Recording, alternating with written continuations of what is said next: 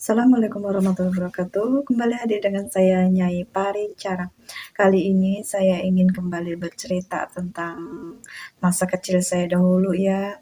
Dan ini masa kecil saya waktu umur 4 tahun. Saya saat umur 4 tahun saya tuh punya teman namanya tuh Eli. Dia tuh sahabat ya buat saya, dan persahabatan kami bisa dibilang berjalan sampai dewasa ya.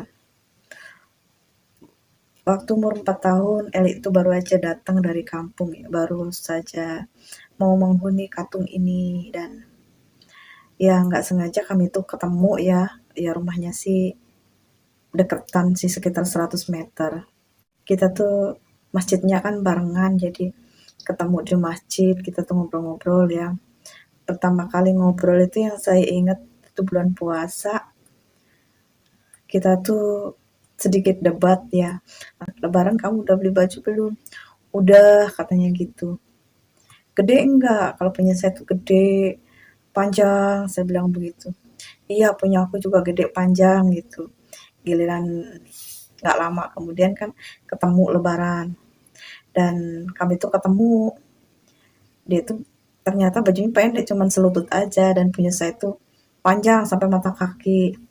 Itu baju kamu katanya gede, taunya kecil, saya bilang. Iya ini panjang talinya, katanya emang talinya itu panjang.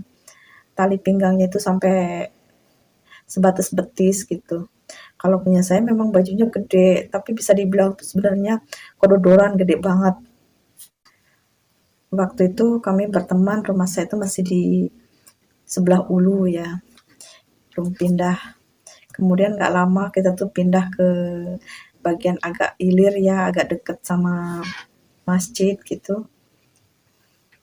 Terus dia tuh bantuin ngakutin apa saja ya, walaupun masih kecil, bantuin ngakutin ya pakaian, alat-alat dapur, bahkan lampu tempur aja yang terbuat dari kaleng itu dia yang ngakutin, yang bawain. Ya seru banget ya rasanya waktu itu. Tapi kemudian gak lama kita tuh harus pisah ya. Waktu itu saya tuh kedatangan kakak dari Riau, dan emak saya tuh ikut, ya otomatis saya juga ikut pulang ke Riau. Kami akhirnya terpisah sama Eli. Selama di Riau kurang lebih 2 tahun ya saya di sana. Itu yang saya ingat ya cuman Eli ya, temen yang saya ingat tuh cuman Eli. Yang lainnya lupa semua karena memang masih kecil, masih umur 4 tahun aja belum genap mungkin. Dan waktu itu kan di kampung saya ini kan emang mayoritas orang Jawa. Terus saya orang Sunda, itu bahasa Jawanya tuh hilang ya selama saya di Riau. Hilang, dan semua teman saya tuh hilang semua dari memori saya kecuali Eli yang nggak pernah hilang dari ingatan saya. Dan setelah 2 tahun kemudian, ya berkisaran tahun 89 akhir kali saya tuh pulang ke Katung lagi. Dan saya tuh langsung mencari Eli, tapi ternyata Eli nggak ada. Dikabarkan kalau Eli tuh pergi ke kampung ya, ke Jawa, karena ibunya meninggal. Ibunya di sini meninggal, jadi dia ikut sama uaknya di Jawa. Jadi saya tuh ya kehilangan ya, saya tuh bertahun-tahun, ada hampir 3 tahun saya tuh nungguin dia, nyari-nyari dia, dan selalu yang saya ingat tuh cuman Eli. Dan saya tuh berganti temen berkali-kali, tapi nggak nyaman, nggak senyaman kita berteman sama Eli. Dan pada tahun 92, ya saya waktu itu kelas 2 SD, dapat kabar kalau Eli tuh dateng, dan di sini tuh ayahnya sudah nikah lagi, jadi otomatis udah ada yang rawat anak-anaknya, jadi Eli juga balik ke sini. Ya senangnya minta ampun, akhirnya persahabatan kami tuh kembali berjalan sampai ya saya sekolah ya. Ya sampai saya tuh kelas 4 SD, tapi dianya tuh nggak sekolah, jadi persahabatan kami agak terhambat ya. Dianya nggak sekolah, dan pengajian pun kita terpisah, jadi jarang sekali ketemu. Dia tuh, saya tuh kalau pagi kan sekolah, sorenya ngaji, terus malamnya ngaji, tempatnya berbeda, jadi jarang sekali ketemu. Akhirnya agak sedikit terlupakan ya, agak sedikit terganggu persahabatan kami. Dan pada saat kelas 4 SD, saya tuh punya teman baru lagi. Dia baru datang juga dari kampung. Tapi dia lebih muda dari saya 2 tahun ya. Tapi tetap jalan aja. Dia kelas 2 SD, saya kelas 4 SD. Tapi rumahnya bertetanggaan ya, cuman ya bertetanggaan, bersebelahan rumah, cuman kehalang kebun gitu. Dan dengan teman saya yang ini namanya Rohimah. Kita deket banget sampai dewasa, sampai udah nikah, bahkan sampai sekarang itu masih deket dan banyak kisah-kisah manis ya sama dia. Kita tuh sering ke kali bareng, nyuci bareng, terus nyari ikan, nyeser bareng, itu yang saya ingat sama dia. Terus waktu bulan puasa tuh nyari ikan, ikan kecil-kecil tuh, ikan citul. Kita seser ya dapat 1 baskom. Itu bingung mau diapain karena banyak ya, langsung dimasak itu nggak enak kalau perutnya nggak dibuang empedunya. Mau buang satu-satu jumlahnya 1 baskom gede itu bingung. Akhirnya ya kita rebus aja, taunya ya hancur ya. Hancur tapi tetap aja buat buka puasa ya, pahit-pahit juga dimakan. Terus hancur juga, jadi nggak karu-karuan rasanya. Dan kita tuh kalau makan kan nggak bareng-bareng sama orang tua gitu.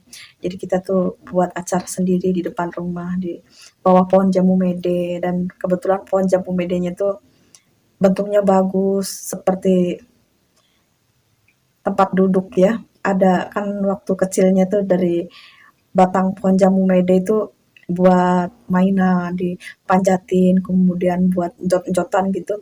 Akhirnya pada ambruk, terus habis itu dibiarin. Begitu gede tuh tumbuh lagi dan yang ambruknya tetap ambruk gitu. Jadi bentuknya tuh melengkung ke atas seperti disengaja dibuat. Jadi enak buat duduk. Terus kita ya buka di situ, kemudian kembali sahur itu jam 4 pagi, jam 4 subuh itu ketemuan lagi di bawah jambu mede. Padahal waktu itu tuh gelap gulita ya, belum ada lampu listrik ya di Katung ini. Tapi tetap asik-asik aja kita sahur bareng di bawah pohon jambu.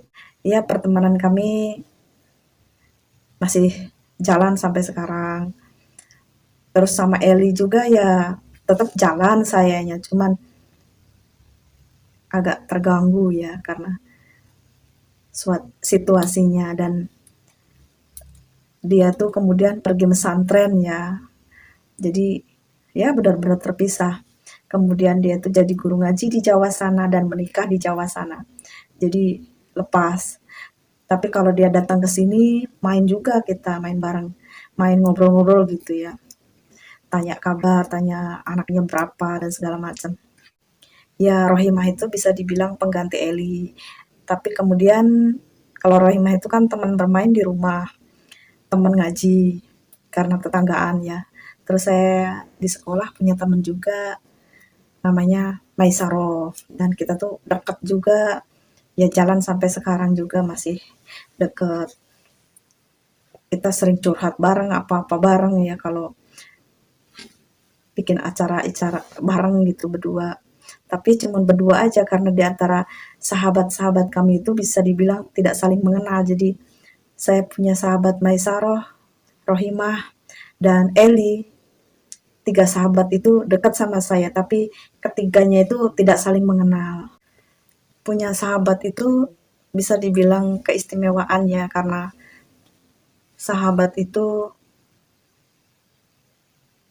ya tempat kita berbagi ya, berbagi rasa, berbagi canda dan tawa itu enak, bisa ngobrol, ngomong itu semau kita. Ibaratnya tuh kalau ngomong itu senyeplosnya itu dia nggak sakit gitu. Beda kalau sama teman biasa, kadang-kadang kita ngomong satu bisa jadi dua. Kadang-kadang ngomong nggak sengaja dia tersinggung, tapi kalau sahabat itu enggak, di situ perbedaannya. Jadi intinya saya tuh nyaman ya punya sahabat. Dan biarpun kita sudah beranak, mungkin nanti suatu saat bercucu, saya tetap dekat sama sahabat. Jadi nggak ngelupain sahabat ya. sahabat itu tetap ada ya walaupun kita sudah berkeluarga ya. Sekian cerita dari saya, Nyai Paricara, itu tadi ketiga sahabat saya yang sekarang ini lagi pada jauh semua ya, lagi pada ada di perantauan semua. Jadi kita tuh terpisah untuk saat ini dan suatu saat nanti bisa berjumpa lagi, dan saya doakan untuk sahabat-sahabat saya yang jauh di sana semoga sukses, semoga bahagia, semoga selalu di dalam lindungan Allah Subhanahu wa taala, selalu diberikan kesehatan. Sekian cerita dari saya, Nyai Paricara. Wassalamualaikum warahmatullahi wabarakatuh.